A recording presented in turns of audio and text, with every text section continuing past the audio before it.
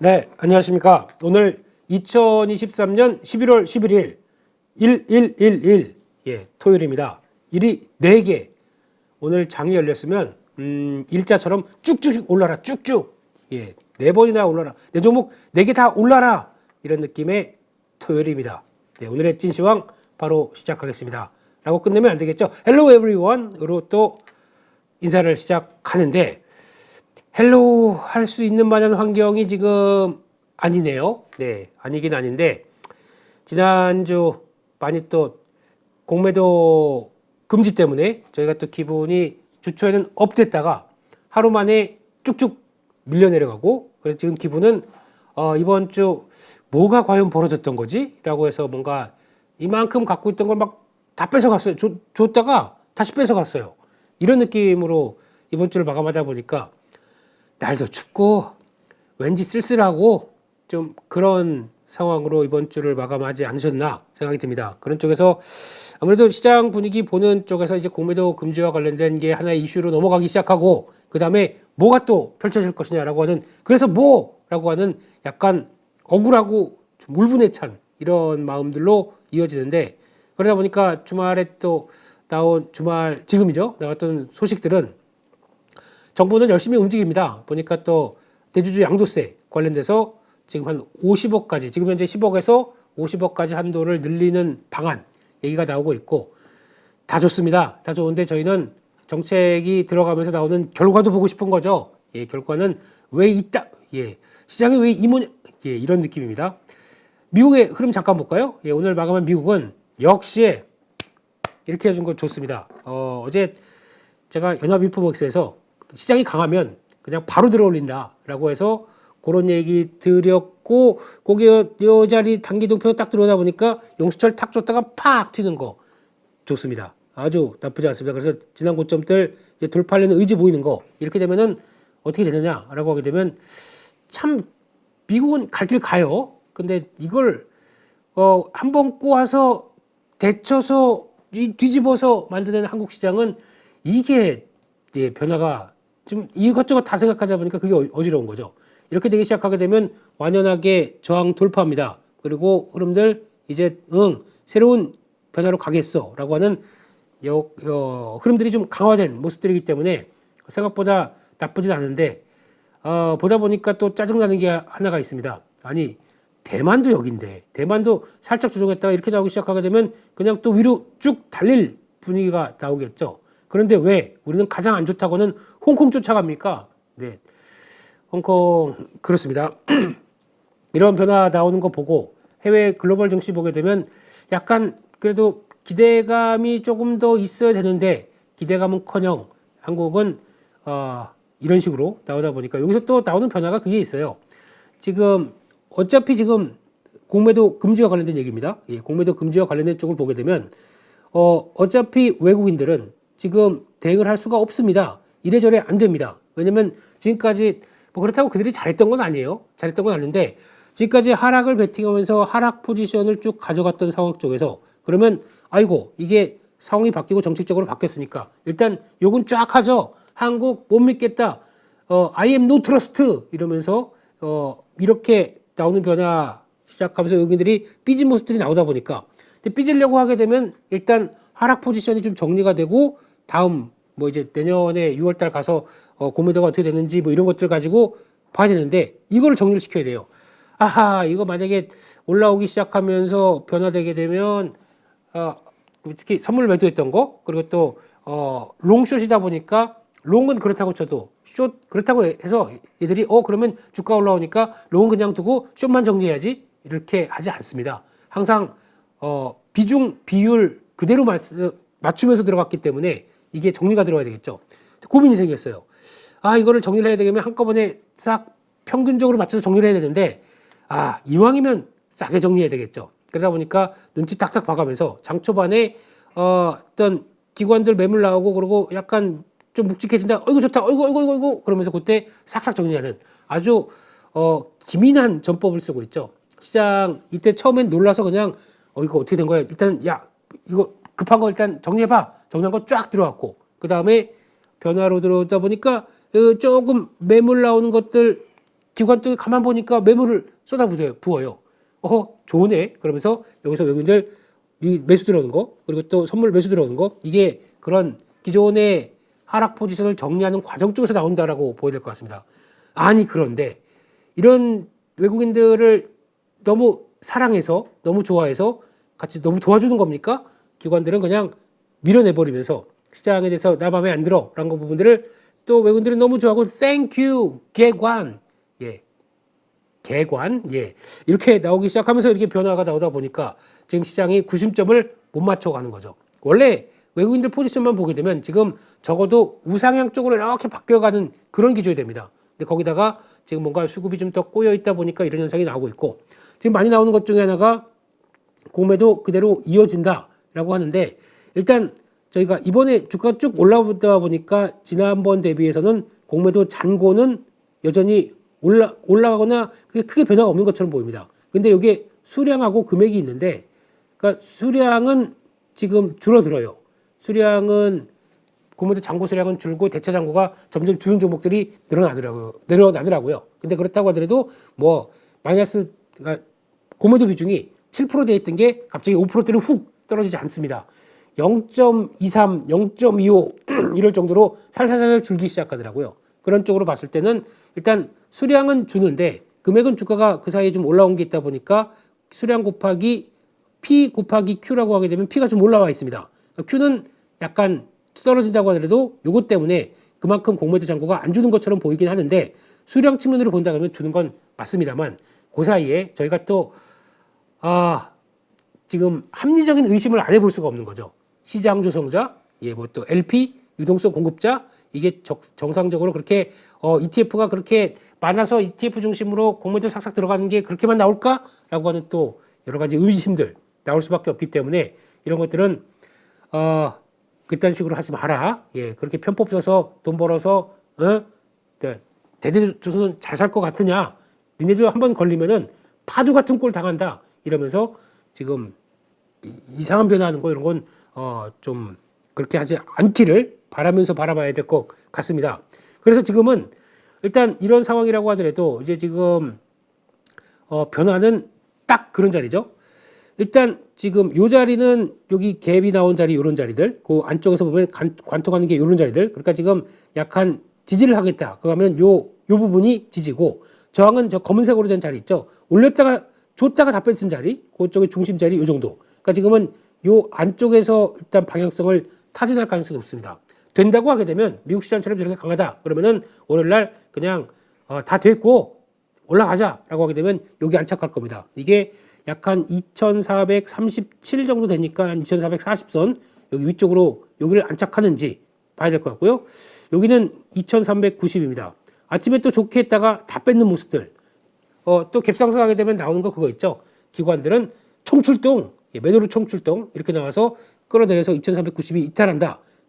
차트나 분위기나 시장 흐름들 안 좋아집니다. 이렇게 나갈 가능성이 높다는 거 보면서 여기서 어디에서 자리 잡는지 이거 한번 보시고 대응하셔야 될 것 같고요. 단기 시장의 방향입니다. 거기서 또 체크해야 될 것 하나. 어차피 지금 외국인들 노관심, 기관은 기회만 되면 팔려고 그러고, 그러면 나머지 외국인, 기관, 개인 남는 건 개인입니다. 개인들이 과거처럼 열혈적인 대한민국 증시에 대해서 너무 좋아, 이거 지금 주식 다 해야 돼 라고 했던 이런 마인드가 그대로 남아있을지 모르겠습니다. 이런 쪽인데, 그러면 확인할 게 뭐가 있을까요? 그러면 시장을 끌어올릴 힘, 돈, 머리, 이게 있어야 됩니다. 그러면은 돈의 힘으로 좀 끌어올려야 되는데, 예탁금이죠. 예탁금이 늘어나는 거 봐야 됩니다. 지금 한때는 45조 밑으로 내려갔다가 지금은 다시 47조대 위쪽으로 와서 이제 예탁금이 보강되는 거 아니야 라고 기분 좋게 볼 수는 있겠지만, 자세히 보게 되면 이게 청약이 좀 있었죠. 에코프로 모트리얼즈 자금 들어온 게 있다 보니까 거기 청약하려고 들어왔다. 이거 다 빠져나간다. 다시 45조대 밑이다. 힘이 없어요. 탄력이 없습니다. 그렇기 때문에 과거 공매도 금지 기간 동안에 대표적인 코로나19 기간 동안처럼 우와 하고 불타오르는 장세 안 나올 수 있습니다. 왜냐하면 이게 동력이 있어야 되겠죠. 그리고 그때와 다른 게, 그때는 금리를 인하를 했고, 우리 위기를 벗어나기 위해서 유동성을 공급합니다 라는 기조가 뚜렷했고, 안 되면 QE까지 했었죠. 양적 완화까지 했었죠. 지금 정반대 양적 긴축, 금리 좀 내려라 좀 뭐 이런 분위기, 아직 고금리 그런 쪽에서 자금이 어디로 갈까? 그러면은 요즘 보면 주식 하시는 분들의 특징이 그렇더라고요. 아 이제 나 지겨워서 도저히 안 되겠다. 그냥 조금만 올라오면은 다 빼다가 한 지금 계좌 보니까 20% 손해 봤어요. 그럼 지금 보니까 은행 이자율 한 3.5, 4% 정도 됩니다. 4%짜리 그냥 5년만 들고 있으면 5년만 계속 돌리게 되면 이거 그냥 원본 찾지 않나 라는 쪽에 회의감이 막 들고 있고, 요즘 특히 종목들도 종목들이겠지만 실적 발표하고 배신감을 많이 주는 종목들이 너무 많다 보니까 이런 쪽에서 약간 회의가 들어오는 것들, 거기다가 또 좀 스마트한 머니 같은 경우는 지금까지 주식해서 열심히 뭐 장중에 단타 매매나 종목들 들어왔을 때도 짧게 끊고 들어갔던 좀 큰 스마트 앤 빅 머니 그쪽들은 지금 머리를 약간 방향을 이렇게 돌려가고 있습니다. 그게 뭐냐면 전 주변에서 많이 느끼거든요.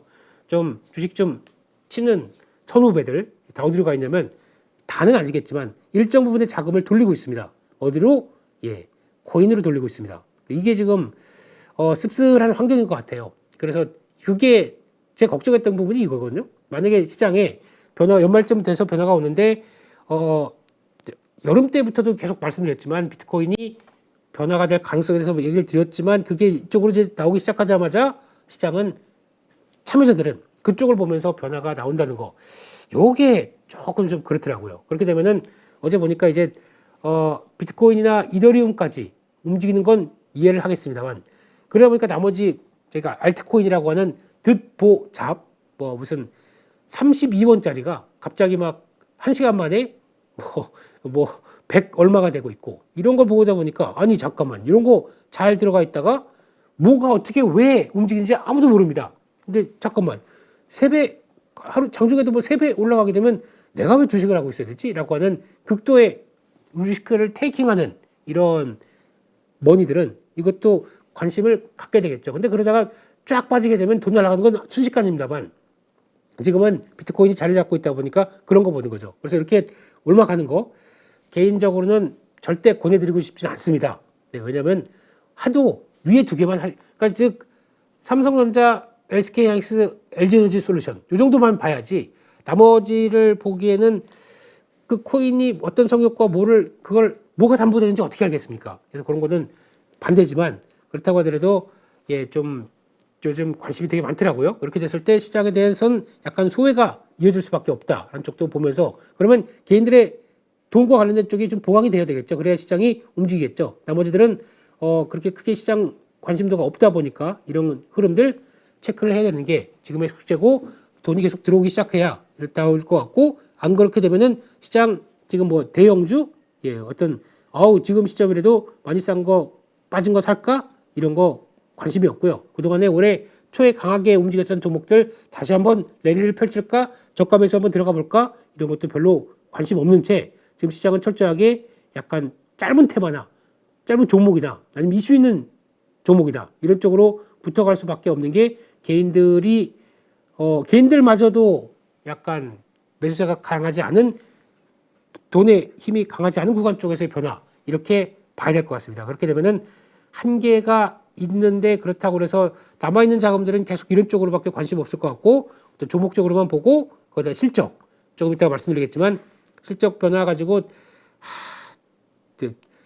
8.15 모니터에서 욕하면 안 되죠. 네, 그래서 그렇게 되는 것까지 봐야 될 것 같기 때문에 지금 시장의 동력들은 걸 거래 보세요. 지금 이렇게 축 처져 있습니다. 이런데 무슨 시장에 대한 힘, 변화를 얘기하겠습니까? 그래서 지금 살아남는 방법은 how to survive, 이쪽은 일단 시장에 맞게 대응한다. 그러면 어떤 너무 대형주 이쪽은 포지션, 나 이제 반도체, 좀 이따 말씀드릴게요. 반도체는 아니면 뭐 주도 섹터 많이 빠졌던 뭐 2차 전지든 내가 구축하는 환경을 두고, 나머지 갖고는 이거 시장에서 좀 움직여야 될 것 같습니다. 그렇지 않은 이상은 내 계좌를 방어하거나 내 계좌에 대해서 그냥 시장 따라서 왔다 갔다 하다가, 시장은 그래서 약간 돌리거나 박스권을 그린다고 하더라도 내 계좌가 그러면 박스권을 가지 않고 내 계좌는 이렇게 갑니다. 박스권 우하향이 됩니다. 이거를 끌어올려서 돌려놔야 되겠죠.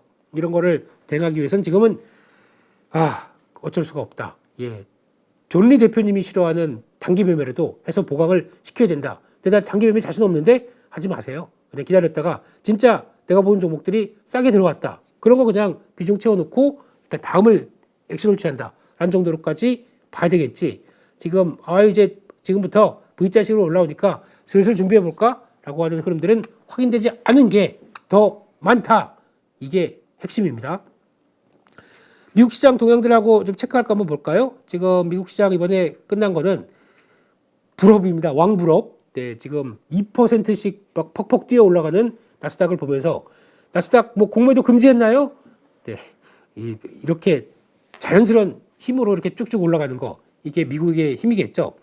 이번에 파월 의장 얘기 나왔던 거는 첫날은 부정적, 매파적이다. 아이고 이러다가 잠깐만 아무리 저렇게 해도 저거 입 벌구 이거 아니고요. 예, 입만 벌면 이거 아니고요. 예, 이 속 얘기했던 거 다 똑같은데 지금 그거 가지고 우리가 쫄 필요 있겠느냐라고 시장이 다시 약간 좀 생각하기 시작하겠죠. 어차피 지금 나오는 거 동향 보게 되면 연준이 생각하는 거, 그래 즉 물가 지표가 여러 가지 이제 좀 떨어지는 거 안정받기 시작하는데 아직까지 기준은 뭐 2%라고 하더라도 벌어져 있다고 하더라도 점점점 내려올 거고, 근데 보니까 연준이 생각했던 지표들이 과열됐던 지표들이 빠지기 시작합니다. 소비, 고용, 또 이제 이런 실물 경기 이런 것들이 다 경기를 위축시키는 변화 쪽으로 나온다라고 하다 보니까 이게 지금 어떤 우리가 너무 긍정적으로 마음을 먹을까봐 우리 의장님께서 또 이거 하신 게 아닐까라는 생각 때문에 하루 만에 이렇게 변화가 들어오는 거죠. 근데 이건 모르겠습니다. 시장은 같은 얘기 가지고 첫날은 또 부정적으로 봤다가 그 다음 날은 또 긍정적으로 보고 뭐 저희 많이 아는 거지 않습니까? 근데 그렇게 봐야 될 것 같고, 지표 쪽에서 하나 봐야 될 것 중에 하나는 소비에 대한 부분들입니다. 지금부터 이제 미국은 중국도 마찬가지겠지만 중국도 지금 광군제 오늘부터죠. 들어가기 시작하고 광군제 엄청 바쁘겠네요. 또 카운트 막 들어가면서 막 얼마 돌파, 뭐 100억 위안 돌파 막 이런 것도 할 거겠죠. 근데 지금 더 중요한 건 미국도 이제 조금 있으면은 2주 뒤에 또 블랙 프라이데이, 그래서 추수감사절 이후에 나온 거, 또 크리스마스, 뭐 박싱데이 이렇게 하면서 쭉 들어가기 시작하겠죠. 그래서 소비의 계절인데 중요한 거는 소비 심리 지수가 뭐 이렇게 크죠? 네. 소비 심리 지수가 약간 위축되기 시작합니다. 지금 예비치가 60.4 나왔습니다. 미시간대 소비자 심리 지수 63.8보다 계속 줄어들고 있습니다. 이렇다는 얘기는 지금 4개월째 여름 때가 거의 고점이었어요. 그리고 쭉쭉쭉 내려오고 있다. 60대라고 하게 되면 미국의 소비 얘기하면서 60대는 참 오랜만에 보는 숫자 같아요. 60이 깨지려고 하는 거예요. 이게 그만큼 코로나19 동안에 정부가 돈 줬다. 야호! 나 부자 같아. 돈 설설설 쓰다가 이게 지금 점점점 소진되고 있고 일하러 나가야 됩니다. 일하러 나가야 되는데 일하러 가라 그러면은 그렇죠. 가긴 가야 되는데 잠깐만 이 좀 닦고 일해야 되나? 뭐 이런 느낌. 그러니까 가긴 가야 되는데 왠지 몸은 안 느끼고 근데 통장에 잔고는 없고 그러다 보니까 일단은 좀 버티자라는 관점 쪽에서 지금 버티는 그런 현상들이 나오는 거죠. 그래서 약간 버티는데 그러다 보니까 물가도 많이 올랐고 소비 지갑은 얇아지고 이런 현상 때문에 이렇게 나오는 흐름이다라고 봐야 될 것 같기 때문에 여기 더 나빠지는지는 또 체크해야 될 것 같은데, 반대로는 이건 안 좋아졌어요. 만약에 이게 악재 요인으로 작용했으면 악재도 될 수 있는데 1년짜리 기대 인플레이션 4.4, 전달 4.2 올라가거든요. 그래서 4%대면은 그러니까 앞으로 1년 뒤에 물가가 오를 것입니까? 라고 하는 그 평균 가중치가 여기까지 들어오기 시작하는 거죠. 그러면 가장 높은 수준. 그러니까 이게 왜 그러냐면은 미국은 유가가 올라간다. 휘발유 가격이 바로 전가돼서 휘발유는 생각보다 비탄력적으로 유가가 올라가는데 어이구 잠깐 정유사들은 야 빨리 올려 이런 식으로 이렇게 나오기 하다 보니까 미국 같은 경우는 이동이 많지 않습니까? 그럼 휘발유에 대한 가격들이 그대로 노출이 되는 거죠. 이렇게 많이 올랐어? 라고 하다 보니까 심리가 안 좋아지는 거. 5년 장기 같은 경우도 3.2%, 3.0을 올랐습니다. 그러니까 이게 어떻게 보면은 기대 인플레이션이다 보니까 이렇게 먼저 반응하는 정도가 좀 큰 건 사실입니다만, 그렇다고 하더라도 이렇게 나오는데 사람들 심리는 여전히 인플레 잡기 힘들겠어 라고 보여지는 게 지금의 현상이라고 봐야 되겠죠. 그래서 이렇게 되면은 오히려 원래 같은 경우는 미국의 연준 의장이 그렇게 얘기를 하고 이런 지표까지 나왔다 그러면 아이고 이거 안 되겠네. 또 물가는 계속 올라가겠네. 라는 심정 때문에 주가에 악재로 작용했는데 오늘은 보니까 악재, 뭐 소비 심리 안 좋다. 악재 계속 나오고 있다. 시장이 올라가네요. 그것도 큰 폭으로 올라가네요. 과연 이게 뭘까요? 그러니까 지표와 또 시장은 또 따로 움직이는 현상들이 나오기 시작하는데 결국에는 약간 다 됐고 어차피 물가는 떨어질 거고 금리는 이제 더 못 올려 라고 하는 약간 강력한 모습들이 나왔다는 거. 이게 지금 시장에서 얘기하는 게 좀 크지 않나. 그래서 만약에 요 정도까지 올랐으면 모르겠는데 그 이상을 고점을 추세를 돌파하려고 나오는 변화. 이거는 참 특이한데요. 특이하지만 그냥 그거죠. 미국 좋겠다. 예. 간밤에 미국 주식 하신 분들 좋겠다. 이런 쪽으로. 그러면 다 덜도 한 발 합니다. 예. 우리도 좀만큼은 좀 해주시면 안 될까요? 이런 느낌으로 월요일날 봐야 되겠죠. 그래도 빠진 것보다는 나으니까요. 매크로 지표들 한번 살펴보겠습니다. 매크로 지표 보게 되면은 일단 금리 환율부터 볼까요? 달러는 지금 기준으로 그래도 약세로 가려고 하다가 다시 돌아옵니다. 이게 뭐야? 이것도 줬다 뺐네요. 네, 이런 쪽에서 아직 달러 강세 안 꺾였습니다. 이렇게 되면요. 좀 확인돼야 되겠죠? 꺾이는 거 봐야 될 것 같고 여전히 달러는 강하다. 그리고 두 번째 그렇게 되면은 달러 원이죠. 달러 원은 자리를 차지할 것이냐. 지금 보게 되면 쭈르르 급하게 밀렸고 근데 다시 돌아가려고 합니다. 달러가 워낙 강하게 버티고 있다 보니까 1300원 깨는 거 오바야 라고 하면서 다시 움직임이 나오기 시작하죠. 1320원 안착하게 되면 또 움직일 수가 있기 때문에 이건 또 지켜봐야 될 것 같고요. 말씀드렸던 비트코인 자리 한번 볼까요? 네. 와우. 이거 무슨 네, 심상치가 않아요. 예, 그렇기 때문에 그러다가 제가 계좌 개설하고 나도 비트코인 하고 딱 사면은 내가 사면 고점 이렇게 될까봐 못하는 거지 않습니까? 그런데 이런 때 한번 추세 전환을 한다 그리고 거기다 이렇게 들어간다라고 하는 부분들 또 하나 비트코인이 그거 ETF가 뭐 그렇게 중요한데 그렇게 돼? 라고 하게 되면 저희가 잘 보세요. ETF 설정하게 되면은 ETF의 대표적인 움직임이 나오다 보니까 돈이 들어옵니다. 자금이 들어오죠. 자금이 들어오게 되면 ETF 따라서 같이 그거를 그대로 실물적으로 들어왔다는 거. 그러니까 제가 가상화폐라고 그러지 않습니까? 가상화폐가 실물로 들어와서 주식시장 쪽에서 주식처럼 매매가 할 수 있어요. 이렇게 된다는 거. 그러면 영역이 파괴가 되는 거죠. 근데 그러면 나 그러면 비트코인 뭐 가상화폐 이런 거 잘 모르겠고 전자지갑 모르겠고 따라가겠다. ETF 매수 자금 들어오는 현상이 나온다. 그러면은 실질적으로 비트코인을 사야 돼요. 그렇죠? 그거를 생각하다 보니까 실질 현물 매수가 일어납니다. 가상화폐 시장에서 비트코인을 사게 되겠죠. 그것도 자금이 얼마의 규모에 따라서 다르냐라고 하는데 의미가 있는 게 디지털이 현실로 들어오는 이런 현상들 나오다 보니까 이게 약간 시장에서는 관심이 높은 거죠. 얼만큼 살까? 이런 쪽들. 이더리움 너도 들어온다며? 그러면서 이렇게 나오는 것도 같이 들어오는 상황들이죠. 그렇게 되면은 이게 다 시장에 약간 변화를 가져가겠죠. 그래서 이걸 보고 저렇게 올랐는데 뭐 해요. 뭐 또 코인충들이 하는 얘기겠지 라고 생각하실지 모르겠지만 지금 자리가 어딘지 볼까요? 네, 확대하게 되면 여기입니다. 한때 저희가 7만 달러 뭐 저거 1억 간다 이러면서 난리쳤던 때가 이때였습니다. 코로나19 끝나고. 그런데 이 정도 생각하게 되면 지금 아직까지 반 정도밖에 안 왔습니다. 그러다 보니까 이거에 대한 관심이 슬슬 높아가는 거. 근데 그때는 유동성 풍부한 시기 쪽에서 막 들어왔던 거, 지금은 유동성이 거의 말라가는 시기 쪽에서도 이렇게 들어오는 거 차이가 있는 거죠. 그러니까 그때 그만큼 이제 시장이 많이 변하고 성격이 많이 변하고 자산에 대한 가치들이 변한 겁니다. 요거를 먼저 생각하고 봐야 되지 않나라는 쪽에서 지금 흐름들 비트코인의 변화 이거는 추적은 하시고 제가 어제 8.15 모니터에서 정리를 좀 해드렸을 겁니다. 내가 비트코인 모르겠고 그걸 이용해서 우리가 사야 될 종목들 쭉 한번 말씀드렸죠. STO 관련된 종목, 거래소 종목, 또 가상화폐를 통해서 나오는 뭐 게임 이런 것들의 메타버스 이런 것들 좀 정리를 해드렸을 겁니다. 친절하게도 PD님이 그거를 따로 편집해서 올리셨더라고요. 조회수 더 올리실래요? 네, 괜찮습니다. 8.15 모니터 조회수 올라가야죠. 그래서 그런 거 참고해 주시고 한번 또 보셨으면 좋겠습니다. 그거는 지금 비트코인 가상화폐 강하다. 계속 봐야 될 섹터라고 생각 들기 때문에 보여야 될 것 같고요.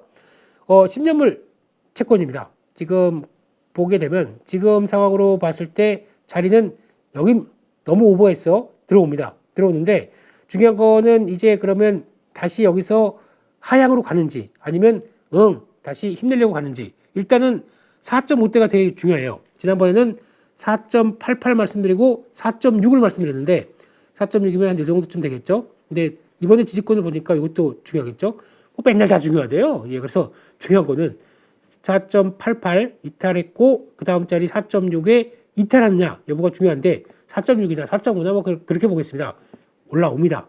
잘 안 빠지려고 합니다. 요 위치에요. 그러다 보니까 다시 올라온 것들 지금 보니까 장기물 30년물 국채 입찰을 했는데 생각보다 그렇게 썩 30년짜리 잠깐 지금부터 30년 뒤에 난 죽을 텐데 거기까지 뭐 채권이 움직임을 이거 가지고 뭐 어떻게 예측해야 돼? 라고 하는 부분들이 나오다 보니까 미국 경제에 대한 지금 분위기 지금은 강한데 앞으로 장기적으로 미국이 강할 수 있을 것인가에 대한 의문들 들어오다 보니까 입찰률이 낮고 그러면은 그러다 보니까 소화를 하는 게 덜하다 보니까 가격 올라가고 가격은 떨어지고 인기가 없으니까요. 금리는 올라가고 이런 현상들이 나오는 거죠. 이게 지금 나오는데 그래서 이게 어떻게 되겠느냐. 아마 한동안은 4.6대에서 터치를 시도할 것 같은데 밀려 내려가야죠. 어떤 계기가 나올 것 같습니다. 이 계기를 따라서 밀려 내려갈 텐데 그건 또 CPI 발표라든가 이런 또 중요 발표들 아니면은 이번에 미중 간에 드디어 이제 만난다고 하죠. 예, 도저히 안 되겠다. 만나서 바이든 입장으로는 다 중국한테 애원했겠죠. 다 재선이야. 좀 표 좀 이렇게 해서 우리 해야 돼라고 하는 것들 중국은 우리도 힘든데 사실 부동산 때문에 이렇게 망가졌는데 뭐 좀 맞닿을 거 없을까라고 하면서 이렇게 맞닿았는데 근데 그래서 아마 제가 보기엔 그래요. 그냥 중국이 어떻게 보면 지금 갑을 관계 쪽에서 약간 우위가 어딜까요? 라고 하게 되면 그나마 살짝 중국이 지금 미국은 이제 바이든 대통령이 재선 아니면 떨어질 수도 있는 상황들이고 그럼 중국은 적극적으로 대치를 한다. 이번 바이든 대통령이 할까요? 아니면 새로운 또 5년을 담당할 다음 대통령 누군지 모르겠습니다. 트럼프도 모르겠습니다만 네 다음 사람과 할까요? 근데 보다 보니까 그러면 이 바이든 대통령이 혹시나 재선될 가능성을 생각해서 약간 좀 빌미는 만들어놔야겠죠. 좀 끈은 놓지 말아야겠다라고 하다 보니까 이렇게 연결된 게 아닐까. 중요한 건 여기서 나올 수 있는 얘기. 지금 우리 금리 좀 낮춰주세요. 저거 좀 사주세요. 이게 연결이 되는지 이것도 봐야 되겠죠. 그런 몇 가지 사실로 확인되면서 다음 레벨로 떨어질 것 같습니다. 그런 계기가 뭘지 이거 한번 보시면서 다음 변화들 맞춰가야 되겠죠. 금리 봤고요. 유가입니다. 유가는 몇 번 강조드렸지만은 저는 유가는 밀린다. 드디어 다음 하락으로 들어간다는 쪽에서 무게를 실었었는데 변화가 나옵니다. 그래서 말씀드렸던 박스권 75, 85달러 밑으로 내려갈 거다. 어이구 딱 75에서 반등하네요. 참 이만큼 주식을 잘하면 예 그렇습니다. 이상한 건 예 일단 85달러가 어디냐면 여기 그러니까 레벨이 다운되는 과정이죠. 75달러 여기 85달러 여기 이렇게 내려오는 과정들 이걸 보게 되면 아마 유가는 너무 걱정을 안 해야 되겠지만 유가가 내려오는 가장 큰 핵심은 뭡니까? 수요에 대한 위축이죠. 지금 지정학적 리스크는 됐고 수요 별로 안 좋을 것 같은데 미국이 경기가 지금 이제 꺾일 것 같은데 라고 하는 부담감들 이게 지금 나오고 있다는 것들이 어떻게 보면 썩 좋은 거 아닙니다. 그렇게 보는데 근데 반대의 흐름들이 나오는 거 보면은 혹시 요거 한번 보실까요? 중국이 그러면 진짜 나락으로 가느냐?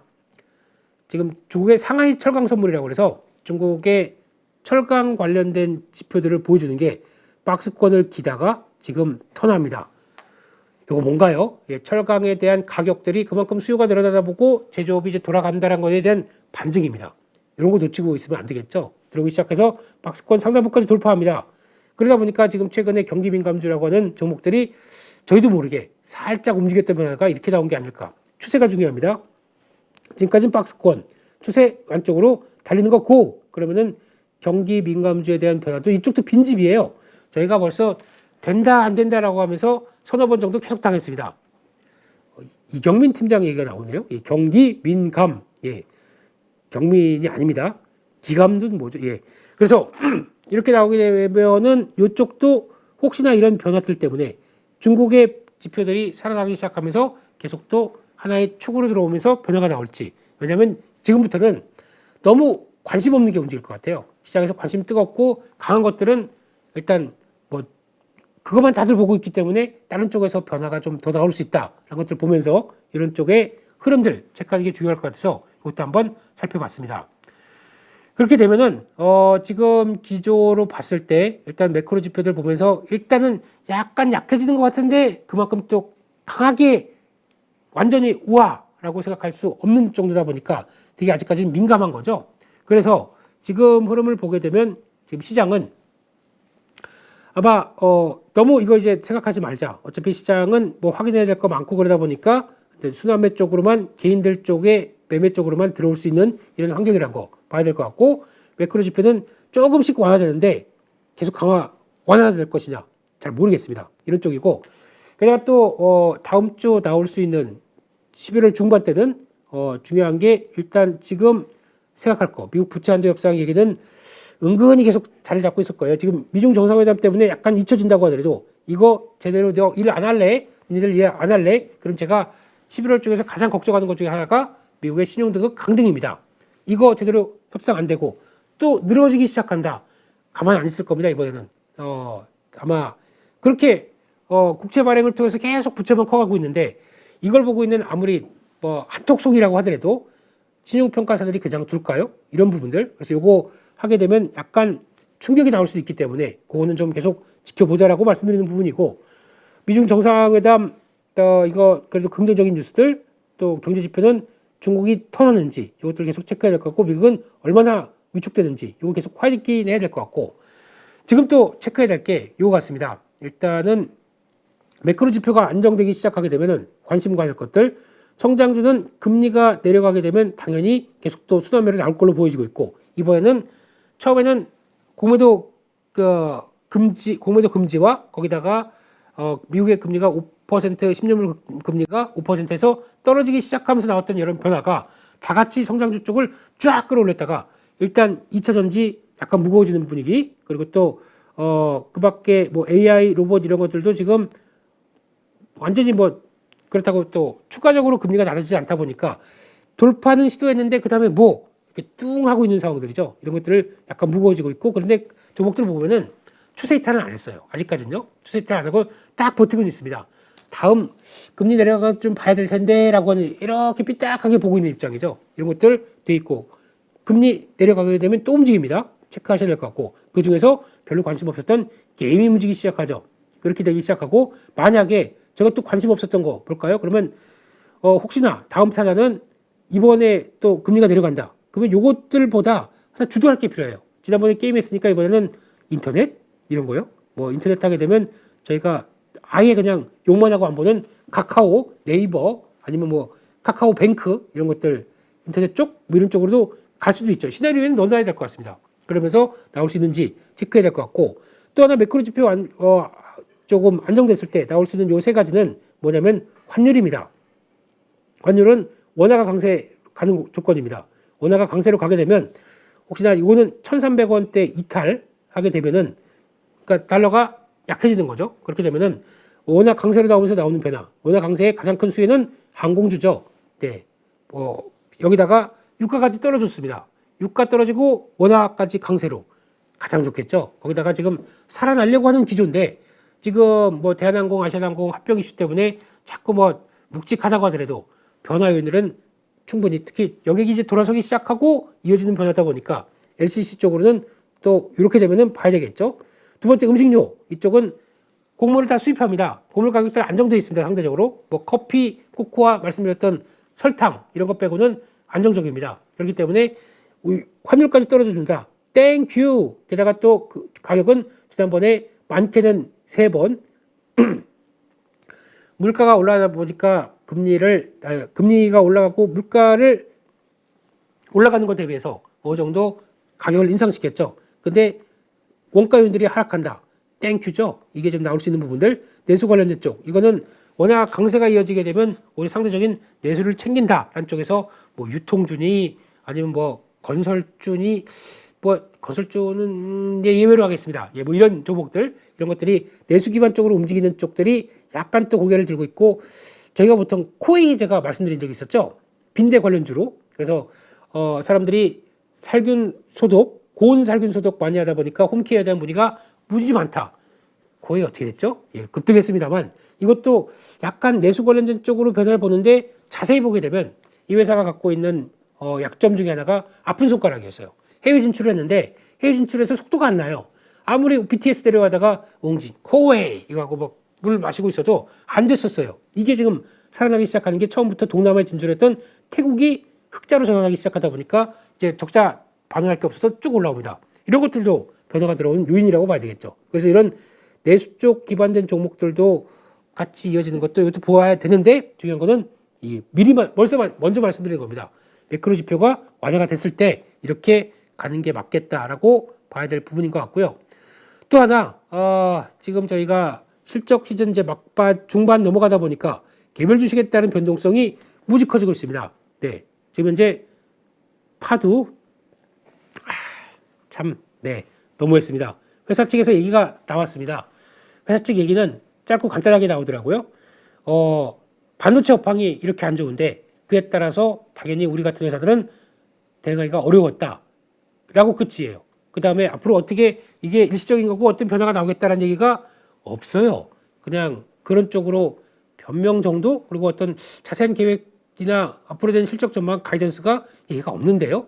네, 파도는 아닌 것 같습니다. 지금 이게 상당 부분 오래 갈 것 같아요. 그러면 회사의 계획들이 청사진이 나오기 전까지는 주가는 실망 매물이 커질 수밖에 없습니다. 이렇게 봐야 될 것 같고 두 번째 한미반도체도 제가 그런 얘기는 들었었어요. 한미반도체 들어가면서 매매하면서 이거 비싼 겁니다. 밸류 대비해서는 분명히 비싼 종목입니다. 근데 시장에서 약간 비싼 종목을 비싼 쪽으로 만들어가면서 움직이고 있는 주도주 성격이 나오기 때문에 비싸다고 하더라도 이거 없게 되면 시장을 못 따라가거든요. 그래서 가져고는 가되 신규는 신규로는 계속 들어갈 자리는 최근 들어서 저희가 말씀드린 적이 없어요. 장중에 때도 이런 얘기 계속 드렸었어요. 이성훈 이사랑 같이 한미반도체에 대한 밸류에 대해서 신규를 사겠느냐? 못 사겠습니다. 이런 쪽에서 일단 갖고 있는 것만 보자라고 하는데 이런 또 사단이 났습니다.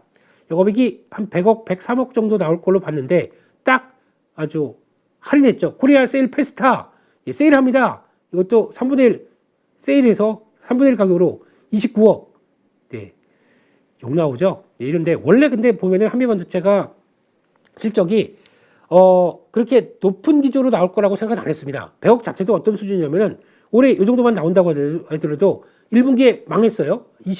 1분기도 20억대인가 나왔을 겁니다. 2분기 때 돌아갔던 실적 보게 되면 올해 총 합쳐봐야 한 300억대, 350억대 정도 나올 걸로 바라봤습니다. 이렇게 영업이익이 나올 걸로 바라봤는데 시총은 지금 6조가 가 있어요. 이거 그러면 2차전지만큼 비싼 거예요, 이거.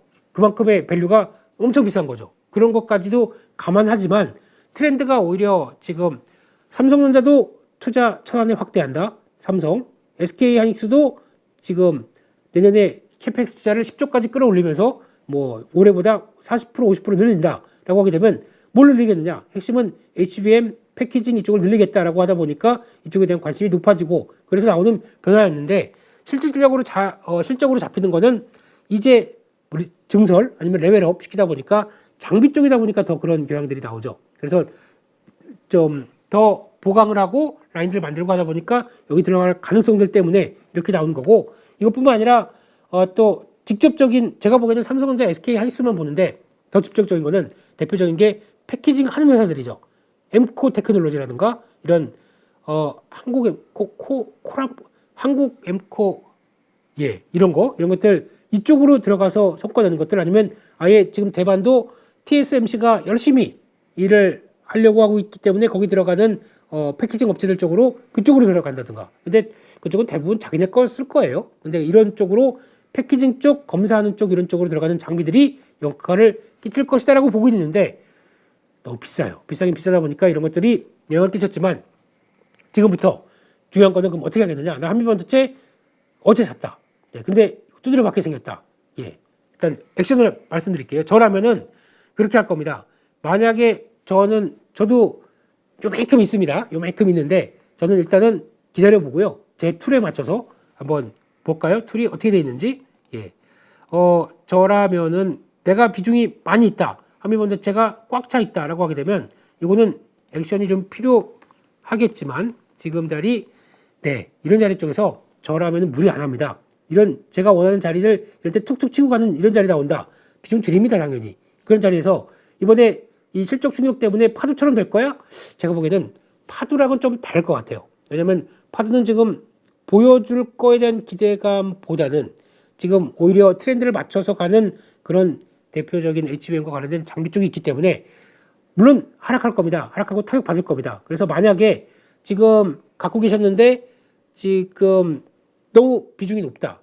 관련된 종목이 이번에 금요일 날 올라가서 아유 마지막 남은 보루 이쪽으로 막 몰려갔다라고 하게 되면 줄이셔야 됩니다. 그러면 적어도 100주를 사갖고 있는데 지금 이걸 다 갖고 해서 여기서 그냥 버텨라고 하기는 아직은 출렁임이 더 나올 것 같습니다. 그렇게 되면 이거 제가 보기에는 최소 30주 정도는 줄여서 다시 살 기회를 만드셔야 됩니다. 그게 더 좋다고 생각합니다. 그건 어디?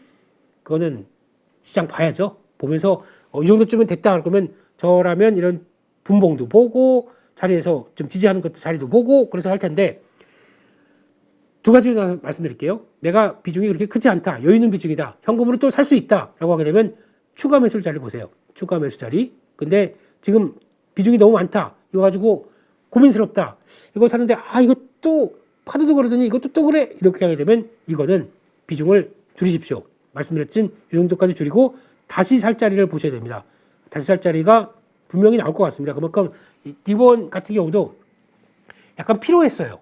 종목들 몇 가지 보게 되면 다 그랬어요. 그러니까 고점대에서 더 치고 나가기에는 뭔가 하이닉스가 더 신고가를 나와야 될 것 같은데 그거에 대한 흐름들도 잘 모르겠고 하다 보니까 여기서 나왔던 흐름으로 본다. 뭐 이오테크닉스 이것도 마찬가지죠. 지금 고점에서 필요한 지구가 좀 나오기 시작하죠. 그런 쪽에서 뭐 TFE 아니 이런 것도 PSK 홀딩스 볼까요? PSK 홀딩스 마찬가지로 지금 필요했어요. 필요한 상황 쪽에서 조정이 좀 나올 때쯤에 약간 시장이 다른 쪽으로 우르르 안 되는 것들밖에 없고 이쪽으로 하고 좀 강하게 움직이다 보니까 더 후폭풍이 나올 수밖에 없는 거죠.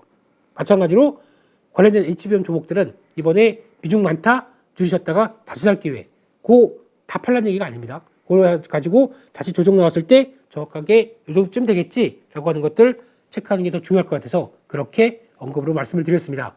참고를 하시고요. 이따가 실적 발표 시즌입니다. 너무 어려워요. 네. 특히 반도체 쪽은 기대감은 있지만 막상 나오는 실적은 얼마 안 될 겁니다. IT 쪽이 다 그럴 거예요. 뭐 IT 관련된 대부분 뭐 카메라, 뭐 디스플레이, 뭐 이런 쪽들, 스마트폰 이런 쪽들 다 지금 보여주는 거, 기판도 마찬가지겠죠. 보여주는 거 별로 없습니다. 근데 개선되겠지. 라는 쪽에서 주가가 먼저 반응한 거다 보니까 당연히 위치가 좀 위쪽이다 내려오겠죠. 그런데 내년이 본격적으로 성장하겠지. 그러면 이번에 부진한 실적이어도 그거 끌고 내년을 바라보면서 움직이는 또 매수세들이 들어오지 않습니까? 그건 또 끌어올리는 거죠. 그런 여러 가지. 그러니까 실적 가지고 이 생각했다가 저 생각했다가 그냥 좋은 건 좋은 거고 안 좋은 건 안 좋은 거다. 이렇게 생각하면 안 될까요? 네. 한 번 더 꼬아서 데쳐서 맛을 살짝 봤다가 아닌 것 같으면 다시 양념을 첨가해야 되나? 이런 식으로 지금 주식을 바라봐야 되기 때문에 그만큼 K증시에 어려움이 나오는 거죠. 그러다 보니까 그냥 실적이 됐건 뭐가 됐건 안 좋다 그러면 좋을 거니까 파도 지금 밀린 거에서 한 40% 50% 앞으로 대한민국 시장에서는 이런 좋은 기업 갈 거야 그러면 또 사고 된다고요. 예, 이럴 때는 죄송하지만 존리 선생님 죄송합니다.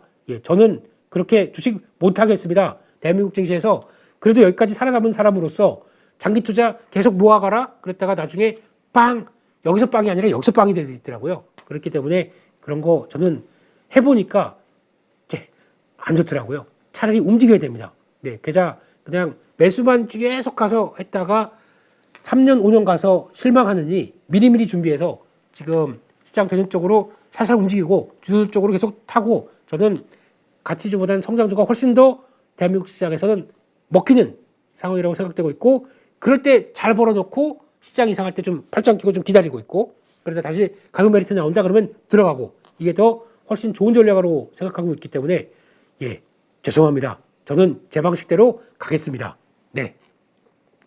거기까지 말씀드렸고요. 다음으로는 오늘 또 한 얘기가 저희가 또 내년을 바라보는 섹터 쪽에서 뭘 봐야 되겠느냐 그러면서 저희가 장중에 나오면서 이성훈 기사랑 그래 바로 그거야 서로 이렇게 삿대질 아니죠 이렇게 크로스 해가면서 얘기했던 섹터가 OLED입니다.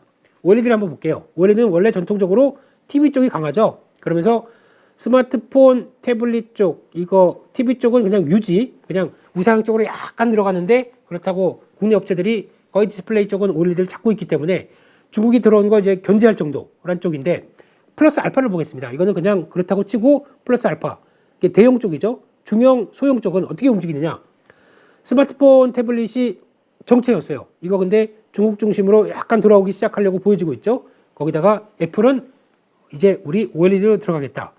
애플이 OLED를 쓰는 가장 첫 번째 이유는 아무것도 없습니다. 저전력입니다. 저희가 보통 얘기하는 OLED 하게 되면 자, 와보세요. 자, 이 화면이 LCD입니다. 보시고요. 이 화면이 OLED입니다. 두 개를 비교드릴게요. 어떤 게 색색하고 자연스럽고 엄청난 그 색감이 좋습니까? 저희가 보기에는 조금 정도, 그러니까 LCD 못 쓸 정도 아니에요. 근데 OLED가 이게 그렇다고 이걸 사야 되나? 이게 눈이 좀 이상하신 거예요. 다들 이거 쓰고 계세요. 이 자연스러운 색감과 함께 눈안경, 눈의 피로도가 확 줄어들고 이런 얘기 나오기 시작하게 되면 OLED가 더 좋은 것 같아요. 제조업자들은 아닙니다. 저전력입니다. 이게 핵심입니다. 전력들이 뒤에 백라이트 들어가서 같이 연결돼서 나오는 판칭이 이렇게 커지는 거에 대한 전력 흐름들은 훨씬 더 안 좋습니다. OLED는 핵심은 저전력이다. 이렇게 되기 때문에 바꾸고 그러면 결국에는 우리가 칩도 바꿨고 OLED도 바꿨더니 한번 충전하게 되면 지금까지는 하루 쓰셨죠? 일주일 갑니다. 이렇게 나올 수 있는 부분들 그게 이제 앞으로 나올 기기들의 절전 모드가 아닌 그냥 전력 효율들이 높은 쪽으로 갈 겁니다. 이렇게 나오기 시작하게 되면 PC 노트북도 마찬가지예요. 지금까지 노트북 게임하느라고 그냥 야외에서도 막 좀 버벅거리고 그러셨죠? 네, 성능 올려갔고요. DDR5 들어왔습니다. 와, OLED 채택했습니다. 와, 사세요. 세일즈 포인트가 되는 거죠. 이런 것들이 나오면서 움직일 거. 촬영 디스플레이 좀 이따 보시면 알 겁니다. 이제 휘황찬란하게 바뀌기 시작하죠. 요즘 벤츠 새 모델 보세요. 여기서부터 여기까지 쫙 들어오는 거 멋지죠? XR 기기 아직은 아니지만 충분히 플러스 알파로 나올 수 있는 부분이겠죠. 그러면 지금 흐름은 OLED 침투율을 볼게요. 지금까지는 한 20% 정도쯤 돼 있다가 지금 2022년 넘어가서 앞으로 변화 나오는 거 본다. 그러면 50%대까지 비율로 보게 되면은 거의 2.5배 20%가 50% 가는 거죠. 많이 성장하는 거죠. 이렇게 돼서 OLED 성장할 수 있다라는 쪽이고 게다가 이쪽은 OLED 출하량입니다.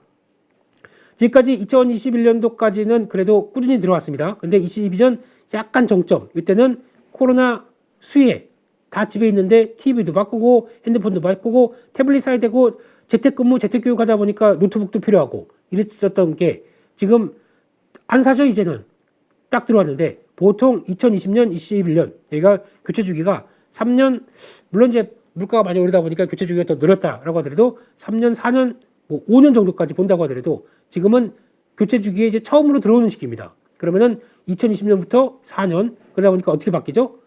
올라가기 시작합니다. 이렇게 나오는 게 지금 산업 전망이다라고 볼 수 있을 것 같고요.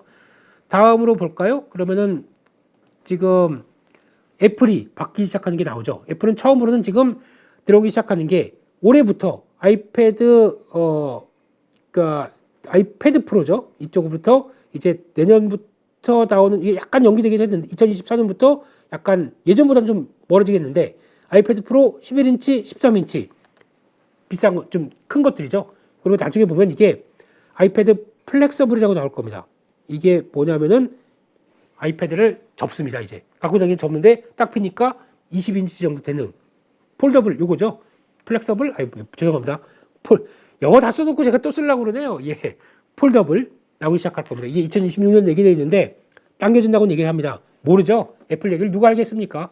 나오기 시작하게 되면 이제 다 OLED 애플도 쓴다. 지금은 쓰는 게 아이폰 쪽입니다. 아이폰 쪽에서 아이폰 프로 모델인가요? 이쪽만 OLED로 들어가 있는데 이거 내년부터도 점점 다 OLED를 쓸 겁니다. 왜? 전력 때문에. 그리고 또 쓰는 칩들 이제 이쪽에 맞춰서 나오는 시리즈가 A16 다음에 모델들은 이 칩입니다. 칩들은 아마 이쪽에 포커스가 다 맞춰져서 들어오기 시작할 거고 아예 원래는 저희가 제조사 그러니까 입장 쪽으로는 PMIC 그러니까 전력 반도체 쪽이 역할을 해주면서 같이 들어가서 스마트폰에도 역할을 담당하는 게 좀 있었습니다. 근데 이게 지금은 아예 애플 같은 경우는 칩 하나로 컨트롤하고 있고 거기다가 DDR5 이게 그러니까 지금 LPDDR5겠죠? DDR5 지금 애플 쪽에서는 의외로 SK 하이닉스가 더 공급을 잘하고 있습니다. 이번에 아이폰 15를 까봤더니 거기서 지금 D램 공급자는 SK 하이닉스로 나와 있습니다. 그래서 그만큼 조금 다는 안 쓰겠죠. 하이닉스 것만 안 쓰겠죠. 근데 이런 것들 봤을 때는 이 안에 자체도 전력 관리 모듈이 들어가 있습니다. 그러다 보니까 이거 통합하는 거 하게 되면 앞으로는 핵심은 기능 쪽에서 저희가 카메라 싸움 뭐 싸움 하는데 이제는 이쪽으로도 들어올 수 있겠죠. OLED 썼더니 배터리가 오래 가더라 라고 나올 수 있는 전력적으로 칩도 바뀌고 할 수 있겠죠. 이런 것들도 하나의 변화고 그러면은 이것도 반도체도 중요하겠지만 OLED도 중요하다. 또 보면 맥북입니다. 맥북도 이제 빠르면 이제 14인치, 16인치 이런 것들이 나오다 보니까 그래도 노트북 시장에서 맥북은 중요한 위치를 차지하지 않습니까? 이것들이 OLED로 바뀌고 하는 현상이 나온다. 그러면은 의외로 또 하나의 없던 거잖아요. 지금까지 없던 게 플러스 알파가 열린다. OLED 시장이 좀 더 우상향되기 시작했고 애플도 쓰는데 잠깐만 내년부터는 삼성도 OLED 노트북을 공략을 강화시킨다고 얘기가 나오더라고요. 지금 갤럭시 노트북 3, 갤럭시 북 3, 이게 다음 모델은 다 이쪽 강화시켜서 나오는 변화 얘기를 한다고 하다 보니까 거기서 또 세일즈 포인트 말씀을 드렸었죠. 그렇게 되면은 지금 또 하나 차량용 디스플레이 관련된 쪽을 보게 되면은 이것도 지금 여러분들 차 이렇게 돼 있으시면은 주식으로 돈 많이 버신 거죠. 근데 이 앞으로 다 이렇게 됩니다. 근데 이게 중요한 게 차량용 디스플레이가 요즘 같은 경우 그랜저나 아니면 요즘 나오는 차 보게 되면 많이 바뀌었습니다. 근데 딱 보시게 되면 평평하게 돼 있습니다. 그래서 뭔가 운전하는데 좀 내 눈이 곡선인데 좀 평평한데 약간 틀어져 있는 정도 이렇게 돼 있을 겁니다. 좀 이상하죠? 원래는 이렇게 좀 운전한다 그러면 이렇게 해서 좀 둥그스름하게 되겠죠. 앞에는 편편, 옆에는 둥그스름하게. 이게 뭡니까? 편편한 건 리지드라고 합니다. 딱딱한 거죠. 리지드 OLED 이쪽은 또 옆으로 쭉 구부리다 보니까 OLED는 또 플렉서블. 그럼 이게 합치게 되면은 하이브리드.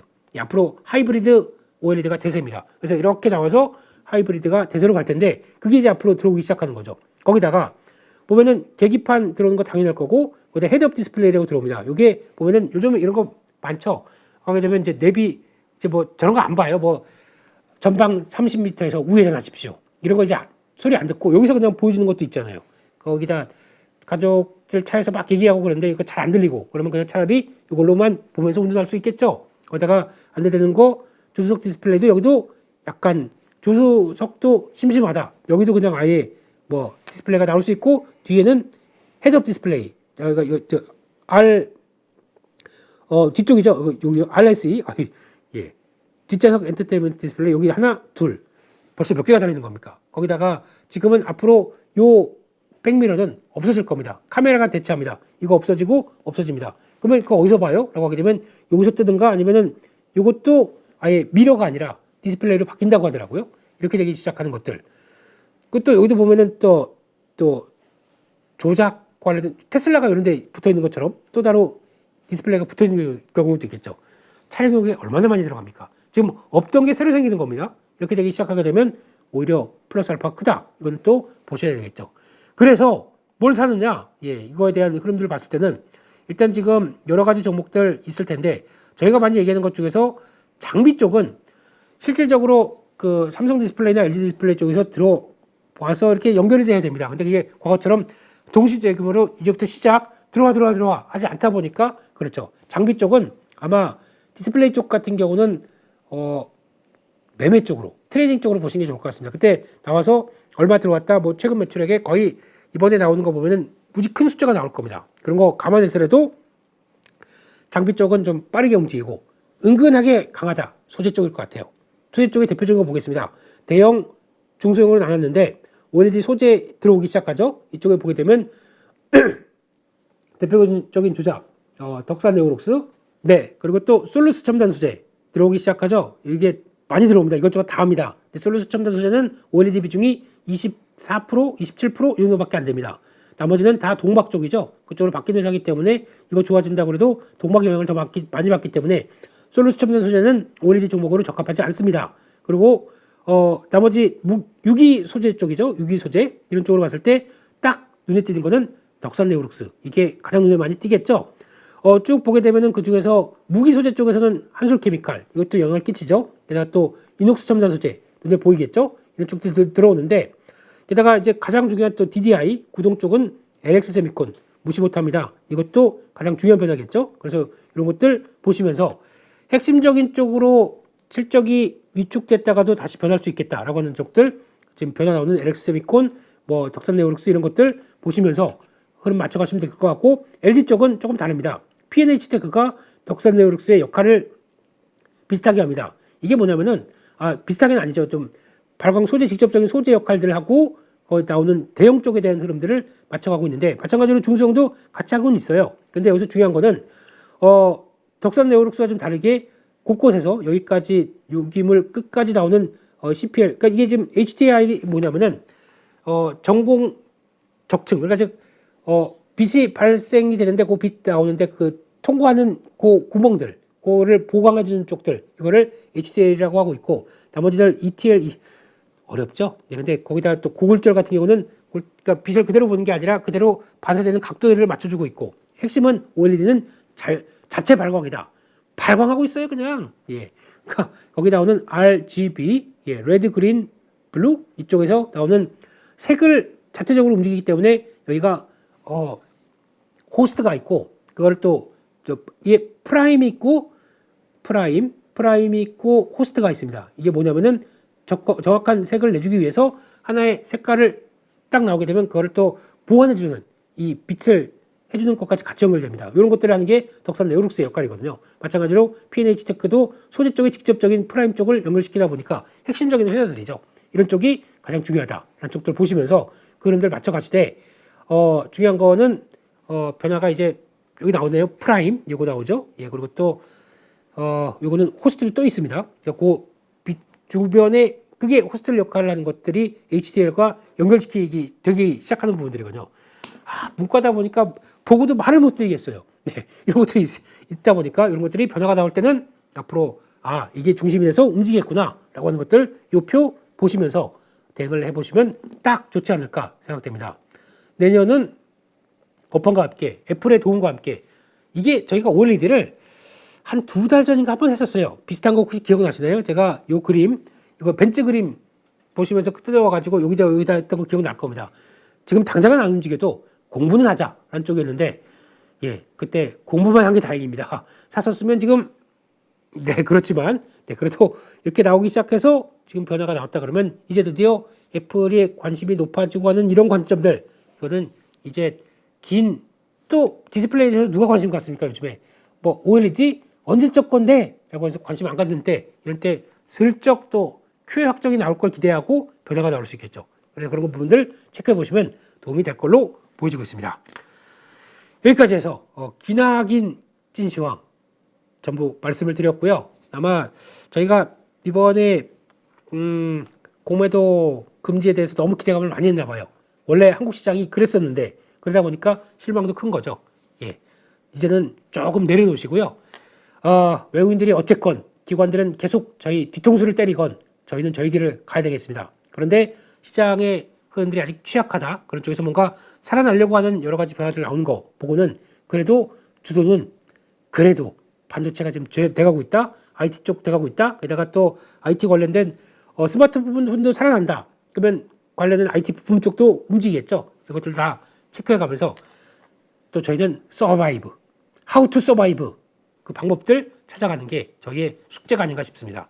그거는 다 어디 있느냐? 8.15 뭐 가치 투자 네, 김민수의 가치 투자 이러면 안 되죠. 네, 채널이 오픈이 됐습니다.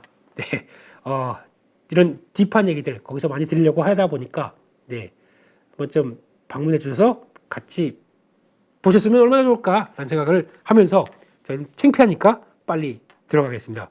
오늘 들어주셔서 정말 감사드리고요. 시청해 주셔서 감사드리고 저희는 8.15 모니톡 또 오전 시간에 뵙도록 하겠습니다. 장 시작 전이죠. 그때 뵙도록 하겠습니다. 감사합니다. 안녕하세요. 8.15 모니터 가족 여러분, 임수열입니다.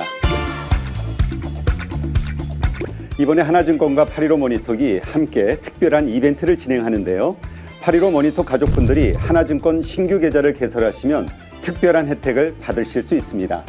첫 번째 혜택은요, 국내 주식을 살 수 있는 3만 원을 드립니다. 두 번째 혜택은 하나증권과 함께하는 8.15 머니쇼 초청 받으실 수 있는 초청권입니다. 8.15 머니쇼는 특별한 강사진들에 의해 진행되는 프리미엄 세미나로 매회 500분을 초대해서 진행할 예정입니다. 그 외에도 소수점 주식 혜택을 드릴 거고요. 하나증권 계좌를 처음 만드는 분이라면 누구나 신청 가능하십니다. 이제 혜택 받는 방법 알려드리죠. 영상 하단부 더보기란에 기재된 링크를 통해 신청하시면 됩니다. 반드시 더보기란 링크를 통해서 계좌를 개설해야 이 혜택을 받을 수 있으니 유의해 주시기 바랍니다. 하나증권과 8.15 머니톡이 함께 주식으로 하나 되다. 8.15 모니톡 가족 여러분의 많은 참여 부탁드립니다.